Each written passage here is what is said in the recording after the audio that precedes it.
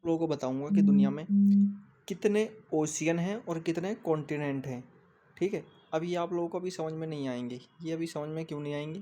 क्योंकि मैं इसको अभी ही 2 मिनट के अंदर अंदर मैं आपको सारा कुछ समझा दूंगा। तो पहले आप इसको समझो कि कितने कॉन्टिनेंट हैं। दुनिया में हैं 7 कॉन्टिनेंट।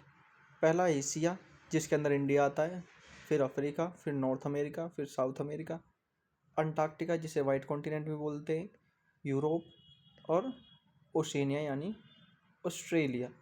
अच्छा, अब इसमें समझने वाली बात क्या है? देखो, यूरोप यानी जहाँ पर स्विट्ज़रलैंड ये सब कंट्रियाँ होती हैं और सारी, तो वो है। और इजी वे में समझना है तो मैं आपको बताता हूँ। एशिया यानी कि जहाँ पे बहुत सारे देश होते हैं, बहुत सारी कंट्रियाँ होती है, अलग अलग भाषाएं, अलग अलग रीजन, यानी कि बहुत बड़ा एरिया। फिर आता है हमारा ओशियन। ओशियन क्या होते हैं? ओशियन पहले समझो, ओशियन कितने हैं? टोटल ओशियन 5 हैं।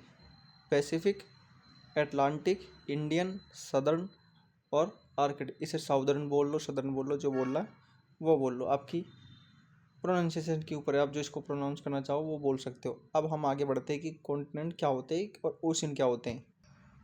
अब ये देखो, ये मैंने चैट जीपीटी द्वारा ये बनाया है।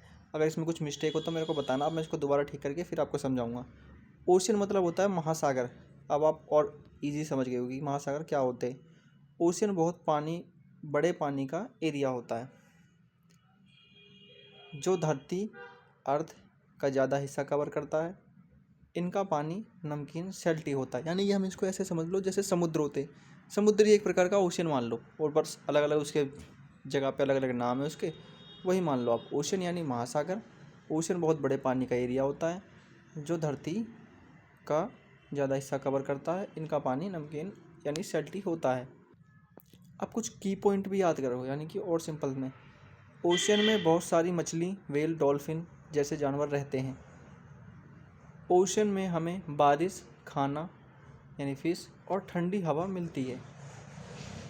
ये क्लाइमेट को कंट्रोल करने में मदद करती है।